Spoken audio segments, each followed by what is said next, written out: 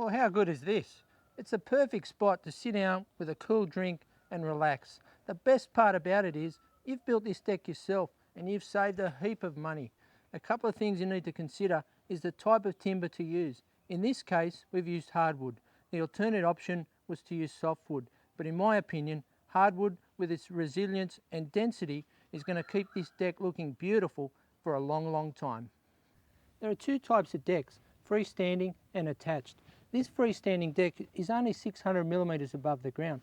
Therefore, we don't need to have a handrail, but you'll need to check with your local council because if your deck is any higher than that, you'll probably need to have a handrail. When you're building a deck like this one, the size of the post, bearers and joist and also the spans need to meet the minimum Australian standards. This information is available from your local council, but do yourself a favour and get all the required information. It'll just save you a lot of hassle later on. So where do you start? Well, the best place to start is to draw a detailed plan. That plan should include the overall dimensions of the deck, the height off the ground, the positions of the footings and the size of the footings. Now your deck needs to be supported on a footing. You can't just sit the post directly on the soil. When it moves and contracts, your deck will end up falling over. Now the size of your footing is regulated by your local council. They'll determine the size by the soil type in your local area. We've set up some simple profiles here. We've knocked 2 pegs into the ground with a scrap piece of timber. This lets us keep the string line up off the ground and it allows us to adjust the angle. We need to make sure that this corner is exactly square. The simplest way to do that is with the old 3-4-5 method. If I measure 900 millimetres from the corner along this string line, 1200 millimetres along that string line, the length should be 1500 millimetres from that point to this point. If it is, that corner is exactly 90 degrees. Now when we've started setting out, we've used the back wall of the house as a reference point. We've ran this string line at 90 degrees to the wall and we started to set this one that will be parallel to the house and 90 degrees to this string line. What I'm doing here is marking the location of the first footing. I've got my old mate Frank here to give me a hand with the tape. We're spacing our footings at 1200 millimetre centres. That suits our size of timber.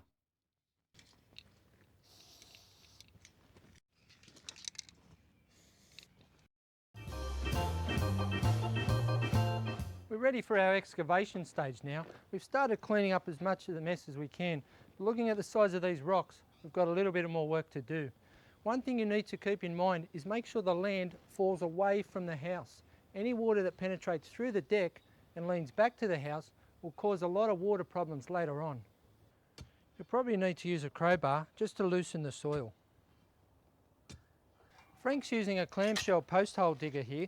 Another type is this hand auger. But if the going gets really tough, you could hire a petrol driven auger. But be careful, when they bite in the clay, you could end up over the fence. To calculate the quantities of concrete you need for your footings, you need 3 dimensions. You need the width, the length and the depth. Now depending on what sort of machinery you use to dig the holes will determine what formula you use. Now if you use an auger, you'll be left with a cylindrical hole and you'll need to use pi r squared times the depth times the number of holes you have. If you use a square mouth shovel, it'll be the width times the length by the depth and times that by the amount of holes that you have. For example, if your total equaled 3.1 metres, you'll need to order 3.2 as concrete is delivered in 0.2 cubic metre increments. The last thing you want to do is be 1 shovelful short. Personally, I think having the concrete delivered is a much better option. If you mix it yourself, it takes forever, you wear yourself out and you don't even save that much money. There are 2 types of post supports. One that fits into the wet concrete and the other sits on top of a dry footing. This type sits into the wet concrete, but they need to be braced and supported in position while you pour the footing. A lot more work and very difficult to achieve. The other type, and the type that I prefer, is simply bolted to the top of a dry footing.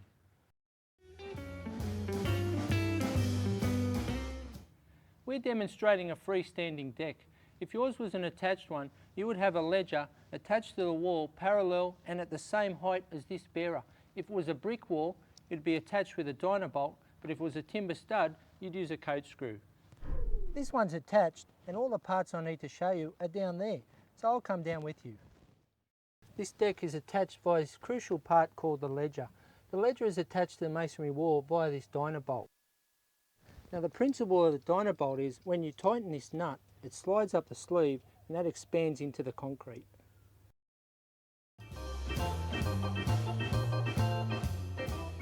Now the posts are the most important part of the deck. They actually support the whole frame. In this case, they're treated H4 pine rounds.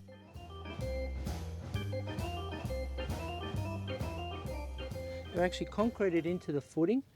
Another method which I actually prefer is to be supported on post supports. I'll show you a bit more about that later on. I'd like to show you the house out that supports the bearer. The bearer is then bolted to the post and the joist is attached to the bearer. The decking board's attached to the joist. We've got our post support here. We spoke about these earlier. I prefer to use the ones that we screw to the top of the footing. Now assuming that these are already attached to the footing, they need to be in line. Use a string line and make sure they're aligned with each other. We're using a 90 by 90 mm pine post, and believe it or not, the post support is actually 90 mm. That slides in like that and is attached with coat screws. The top of the post would be the height of the top of the bearer, and this checkout will be the bottom edge.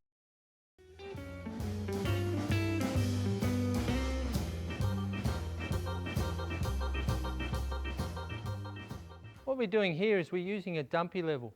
We use a dumpy to establish the height of the post. You can hire a dumpy from your hire centre. It's a simple process. You look through the viewfinder, read the height measurement, and just make sure that that measurement is the same on every post. That way, you're guaranteed your deck will be nice and level.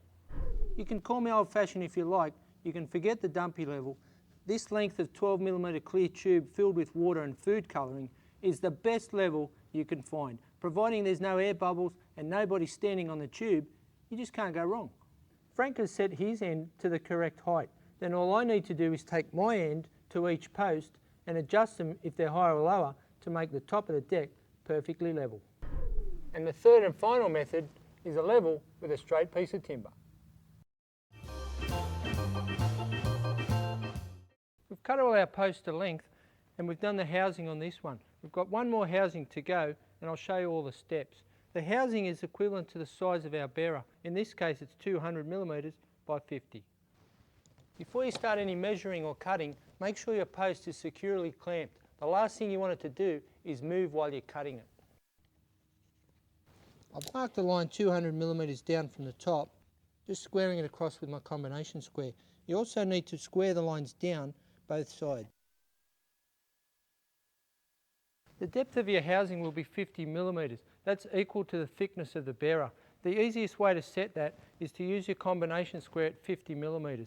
And you just use that to draw a line along the edge, across the end, and down the other edge. Another good tip, mark out the waist with crosses. That way you won't cut the wrong piece out. To cut out the housings, I've set my saw blade to a depth of 50 mm. We're going to cut a series of saw cuts, knock it out with a hammer, clean it up with a chisel, instant housing.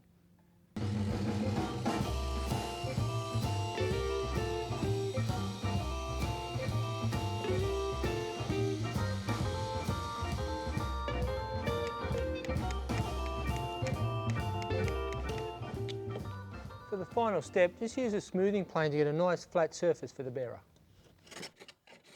You just hold the plane on a slight angle, that way you slice the grain off. Any cut surfaces on pine need to be resealed. If you're using hardwood, you can use a primer.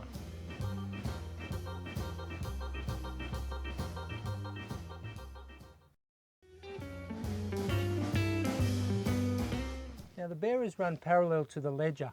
They span from post to post. Now because this one is such a long span, it needs to be joined. But when you join them, you need to create a half flap. It needs to be done directly over the post, so the weight then is transferred through the concrete footing. Once that's done, the bearer is then bolted through the post. We're attaching the bearer to the post now. It's a good idea to use a clamp just to hold it in position. We're using two 10 mm galvanised bolts. When you do put them in though, you need to offset them.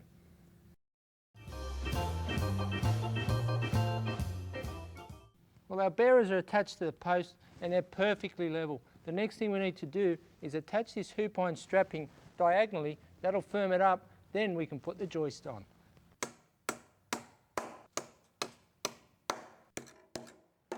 Cut the strapping a little longer using tin snips, that way you can fold over the ends and nail it into the face.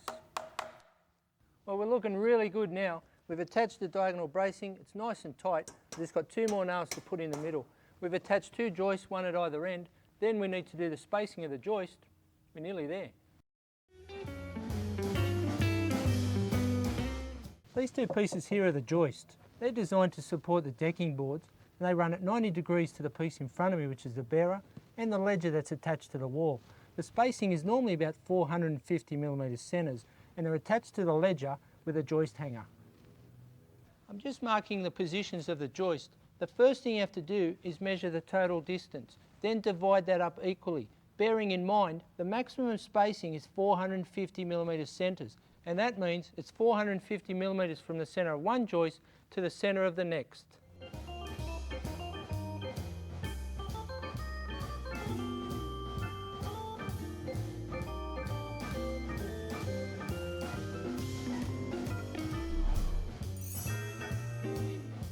Handy hint, if you look down the edge of each joist and check for bows, if there are any bows, that bow needs to be facing up. Well, it's really starting to take shape now. I'm just finishing off nailing the joist. I'm using 75mm galvanised nails and I'm putting 1 nail on each side of the joist. Synchronised nailing.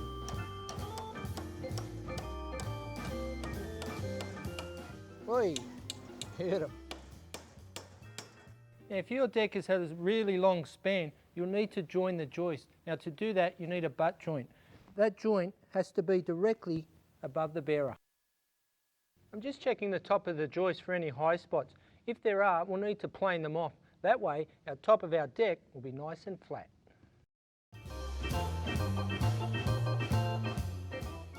On this deck, we've used pine boards. Now, the boards run parallel to the bearer and the ledger, and are at 90 degrees to the joist. When they're nailed to the joist, it's a good idea to use 2 nails. That avoids some cupping. And one more thing about the nails, make sure they're galvanised, otherwise they'll corrode and your deck will fall apart. Sounds good, but that's not really the reason it's there. The reason is to make sure our first board is nice and straight. If it isn't, they will get progressively worse, and at the other end, we'll have a nightmare on our hands. Now, the easiest way to tie the string line is make a couple of loops around your finger, slip it over the nail and pull it tight against itself. Make sure it's tight because a loose string line is useless. Once you've tightened it up, just put a small hitch at the end and tie it off. We're using hardwood decking, so we're pre-drilling the nails. It makes life easier and prevents splitting. If you're using pine and it's green, it means it's full of water, so you need to butt them up tight because they'll shrink in no time. Frank's just knocking in a 3mm nail. That'll give us a 3mm spacing between the boards. Quite simple, actually. We're running out a second string line here just to make sure the boards are still running straight. It's a good idea to do it every 6 or so rows because if you get to the end, you'll have too many nasty surprises. If you find the boards are running out slightly, now's the time to make the adjustments. Here's a handy hint for you. Quite often you'll have a board that has a big spring in it. It's much easier if you wedge your chisel into the joist, put the nail in it and drive it home. Do you want another handy hint? If you draw a line along the boards, it keeps the line of the nails nice and straight. When you join the decking boards, you need to make sure you cut 2 square ends and make sure the join is directly over the centre of the joist. The other thing to remember is to stagger the joints because a line of joins across one joist is very ugly. One more thing about butt joints, make sure you pre-drill the end. If you don't, you'll end up with this, and this is something you don't want. When you drill the holes, drill them in from the end and angle them into the joist. This way, the boards will pull up nice and tight. With the butt joint, use 2 nails per board.